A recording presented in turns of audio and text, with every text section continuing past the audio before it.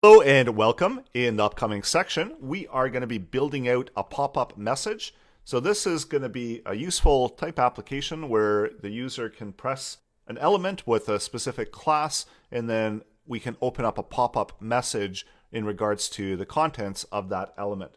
So let's try that out. And first of all, we need to build out our HTML. So let's set that up. We need to have a container where we've got our output content. So this is going to be the actual pop-up element. So all the contents in here, this is what we're going to be popping up. So setting up a button, and we're going to need a way to close it. So adding in a class, we can call this one close, and pressing this will close the pop-up. And then we also need a message area, so we can select that, give it a class of message. This is where the message content is going to go, and we can just put no content yet. So we've got some default content in there. Next, we need to set up some elements that are going to actually invoke the pop-up. So setting up a div, give it a class, and this could be any class name. For this one, I'm going to give it a class of pop-up. So any of the elements that have a class of pop-up will be able to do the pop-up message. And then we need some data in order to output that pop-up information. So we can just call it data message. I'll just do this lowercase. This is the attribute that we're going to use that's going to have the message contained. So first one can be hello world. So the idea here is that you click this element that says click me, and you get this hidden message showing up in the pop, and we can refresh it, and you can see there's not a whole lot happening quite yet. We've got a close button, doesn't do anything. We've got no content yet, and we've got a click me, which doesn't do anything either. And we're going to apply all of the functionality with JavaScript, of course. Let's generate a few more of these, create a few more of these. So remember, it needs to have pop-up, and it can have a message. JavaScript is fun, and of course it is. And this one can have the hidden message of JavaScript. And you can type in whatever content you want, and you can utilize these within your website, throughout the website. As long as it has a class of pop-up and it's got the JavaScript, it's going to be able to grab that information. So now we've got our elements here that are going to have the hidden messages. We've got the close, and we need to do a little bit of styling to make this look better. And I usually don't try to focus too much time on the styling, as I do want to focus more on the JavaScript. But in this case, let's do a little bit of styling so that it does stand out and we can see the content a little bit better. So font family, we can do this cursive, and we've got some border to it, text align center. And I usually like to do the cursor to the pointer, so the user knows that these are going to be clickable, and we are going to make them clickable with JavaScript, of course. And then a default width, so we can set this to 200 pixels. So let's see what that looks like. So now we've got a few clickable areas, and we need to update and create that output area. So let's first style our close button.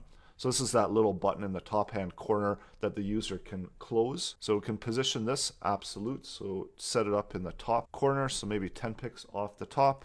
On the right hand side, so do 10 pixels off of the right, and let's do a background color for this one, and the font color can be white, and the font size, let's make it small so it's not very too intrusive, so ADM. So let's see what this looks like.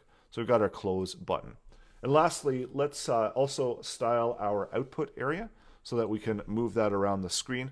So that we had a class of out. And so this is just some default styling. We can have a background color so it stands out. It's different from the regular. And wherever we want to position it, so position it left 25% and give it a width of 50%. So that will center the element automatically. But this is just so that we can distinguish where the element starts and ends. So there we go. We've got our content. And you can also set a default height for this as well. So if you want to always have a specific height to it, so it's always at least 25%. And also, let's add in and update some of the message area, text align center, and do a different font family. I just got to pick some of these default styles, and let's try that. So no content yet. And we also need to account for that message at the top. So adding in a margin at the top. How about we do 20 pixels at the top? So the content is always not underneath the close button. So we want to try to avoid that as much as possible. So it looks like we've got our content, and we need to have one last thing where we want to be able to add a class of hide. And what the class of hide is going to do is it's going to basically hide the element that it gets added to. So do a display none, and then by default, now that we've styled our element, our pop-up message, we want to hide that as well. And we can also actually move it off the top. So if maybe we want to do 10% off the top, so that's not always sitting right at the top. So there's our element, and we can add the last class of hide to it. And that means that with JavaScript, we can unhide it and hide it as needed. So it's always great to have this option, have a class that you can add and remove. And with JavaScript, it's really easy to add and remove these. And I'll show you how to do that in the upcoming lessons. So now set up your basic structure of your elements, and we're ready to move on to the next step. So make sure that you do have some elements, give it a class, the same class, you can call it PopUp. Add in an attribute called data message so that you've got some type of message information that you can have and that we can output into the pop-up. And then also create that pop-up area and then apply some styling to make it look good. So add that in and you're ready to move on to the next step. We're going to bring the JavaScript. And I know that's what you've been waiting for. So JavaScript is coming up next.